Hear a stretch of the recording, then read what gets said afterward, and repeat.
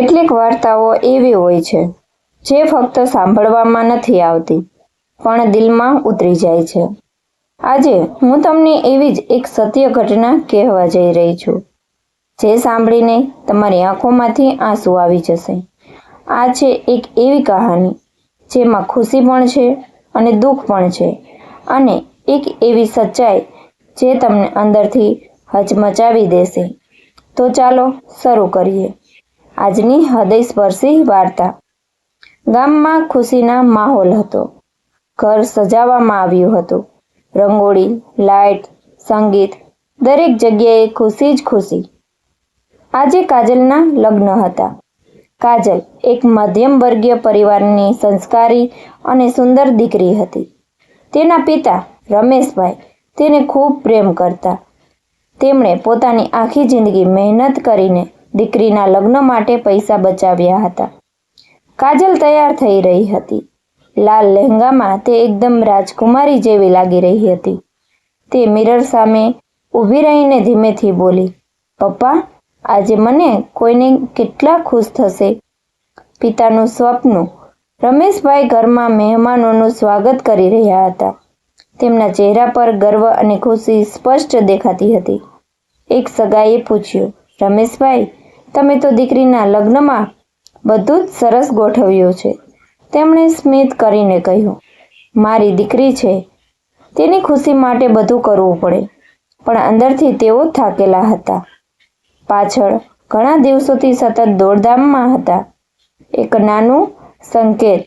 બપોરે જ્યારે તૈયારીઓ ચાલી રહી હતી, રમેશભાઈને અચાનક છાતીમાં હળવો દુખાવો થયો. તેમણે હાથથી છાતી પકડી, પણ તરત જ પોતાને સંભાળી લીધા. "હવે નહીં, આજે મારી દીકરીનો દિવસ છે." તેમણે કહીને કશું કહ્યું નહીં. પછી કાજલના રૂમમાં સખીઓ હસતી રમતી હતી. "અરે કાજલ, તું તો આજે ખૂબ જ સુંદર લાગી રહી છે." કાજલ શરમાઈ ગઈ, પણ તેની આંખોમાં એક જ ચમક હતી, "પપ્પા મને જોઈને શું કહેશે?" તે વારંવાર દરવાજા તરફ જોતી હતી કે પપ્પા આવે અને કહે, "મારી રાજકુમારી." અચાનક બધું બદલાઈ ગયું. બહાર અચાનક હડકંપ મચી ગયો. કોઈ દોડતો આવ્યો, "અરે રમેશભાઈ, શું થયું?" ઘરના લોકો દોડી ગયા. રમેશભાઈ જમીન પર પડી ગયા હતા. તેમના ચહેરા પર પીડા સ્પષ્ટ દેખાતી હતી. કોઈએ પાણી આપ્યું, કોઈએ એમ્બ્યુલન્સ બોલાવી. હોસ્પિટલ તરફ દોડ્યા. એમ્બ્યુલન્સ આવી અને તેમને હોસ્પિટલ લઈ જવામાં આવ્યા. ઘરમાં ખુશીનો માહોલ હવે ભયમાં બદલાઈ ગયો. કાજલને હજુ કશું ખબર ન હતી. તે હજુ રૂમમાં તૈયાર થઈ રહી હતી. સત્ય તેને છુપાવવામાં આવ્યું હતું. માતાએ આંખોમાં આંસુ સાથે નિર્ણય લીધો, "હવે કાજલને કશું નહીં કહીએ. તેના લગ્ન છે." બધા લોકો ચિંતામાં હતા, પણ કાજલ માટે સ્મિત રાખી રહ્યા હતા. હોસ્પિટલમાં ડોક્ટરો દોડધામ કરી રહ્યા હતા. રમેશભાઈને ઇમરજન્સીમાં લઈ જવાયા. માતાજી બહાર ઊભી રહીને રડી રહી હતી. "ડૉક્ટર સાહેબ, મારા પતિને બચાવી લો. આજે મારી દીકરીના લગ્ન છે." ડૉક્ટરે ગંભીર અવાજમાં કહ્યું, "અમે સંપૂર્ણ પ્રયત્ન કરી રહ્યા છીએ, પણ હાલ સ્થિતિ ગંભીર છે." ઘરમાં એક તરફ હોસ્પિટલમાં જીવ મરણની લડાઈ ચાલી રહી હતી અને બીજી તરફ ઘરમાં લગ્નની તૈયારી. બેન્ડ વાગી રહ્યા હતા, મહેમાનો આવી રહ્યા હતા, પણ ઘરમાં કેટલાક લોકોના ચહેરા પર ચિંતા સ્પષ્ટ દેખાતી હતી. કાજલ હજુ ખુશ હતી. તેને લાગતું હતું બધું સારી રીતે ચાલી રહ્યું છે. તેની મમ્મીને શોધતી હતી. "મમ્મી ક્યાં ગયા?" કોઈએ જવાબ આપ્યો, "બહાર ગેટ સાથે છે." એક ખોટી ખુશી. કાજલને મંડપમાં લાવવામાં આવી. લોકો તેની સુંદરતા જોઈને વખાણ કરી રહ્યા હતા, પણ તેની આંખો એક જ વ્યક્તિને શોધી રહી હતી, તેના પપ્પાને. "પપ્પા ક્યાં છે?"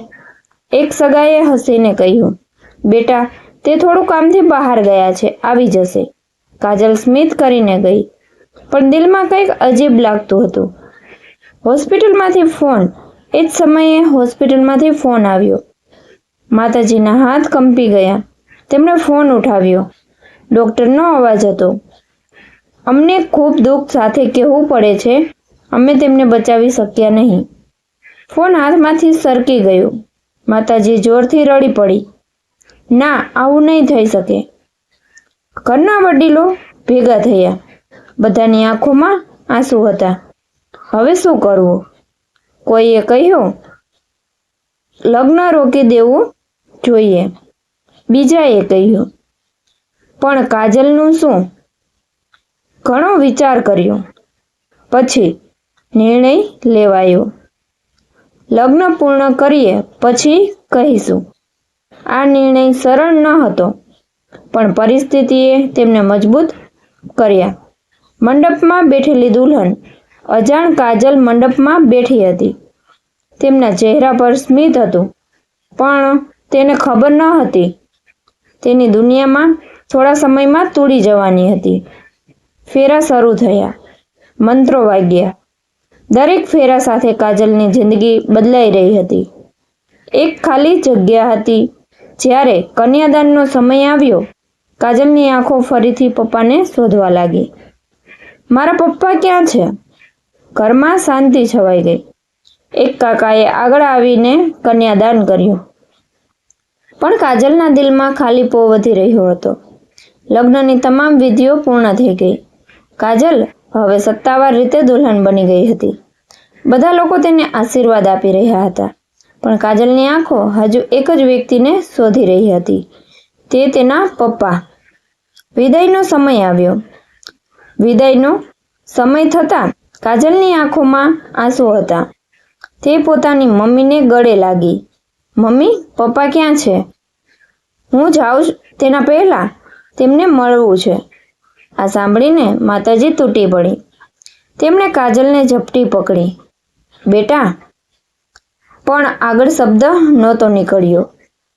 પછી સત્ય સામે આવ્યું. કાજલને હવે શંકા થવા લાગી. મમ્મી, શું થયું છે? તમે રડી કેમ રહ્યા છો? ઘરના બધા લોકોની આંખોમાં આંસુ હતા. એક કાકાએ ધીમેથી કહ્યું, બેટા, તારા પપ્પા. પછી થોડું રોકાઈને, હવે આ દુનિયામાં નથી. એક ક્ષણમાં તૂટી ગયેલી દુનિયા. કાજલના પગ નીચેથી જમીન સરકી ગઈ. ના, આવું નહીં થઈ શકે. તે જોરથી ચીસ પાડી. પપ્પા! તે દોડીને બહાર જવા લાગી. મને પપ્પા પાસે લઈ જાઓ. મને મળવું છે. પણ હવે બધું ખતમ થઈ ગયું હતું. પછી ઘરના લોકો તેને હોસ્પિટલ લઈ ગયા. જ્યારે કાજલને તેના પપ્પાને જોયા, સફેદ ચાદર નીચે, શાંત, નિશબ્દ, અને તે તૂટી પડી. પપ્પા, ઉઠો ને. જુઓ, હું દુલ્હન બની ગઈ. તે રડીને બોલતી હતી. તમે કહ્યું હતું ને, તમે મારા લગ્નમાં મારી બાજુમાં ઊભા રહેશો. રમેશભાઈનું એક જ સપનું હતું, તેમની દીકરીના લગ્ન પોતાના હાથથી કરાવવાનું. પણ તેઓ માત્ર અડધા રસ્તા સુધી જ આવી શક્યા. કાજલ તેના પપ્પાના પગ પાસે બેસી રહી. તેના આંખો આંસુથી ટપકતા ન હતા. કેટલીક ખુશીઓ ક્યારેય સંપૂર્ણ નથી થતી. જો આ વાર્તાએ તમારા દિલને સ્પર્શી હોય તો વિડીયોને લાઈક કરો અને આવા જ હૃદયસ્પર્શી અને સત્ય ઘટનાઓ માટે અમારી ચેનલને સબસ્ક્રાઈબ જરૂર કરજો. કેમ કે અમે લઈને આવીએ છીએ એવી વાર્તાઓ જે તમને વિચારવા મજબૂર કરી દેશે. અને અંતમાં બસ એટલું જ કહીશ, તમારા માતા પિતાને સમય આપો, કેમ કે સમય ફરી પાછો નથી આવતો. પૂરેપૂરો વિડીયો સાંભળવા બદલ આપ સૌનો ખૂબ ખૂબ આભાર. ધન્યવાદ.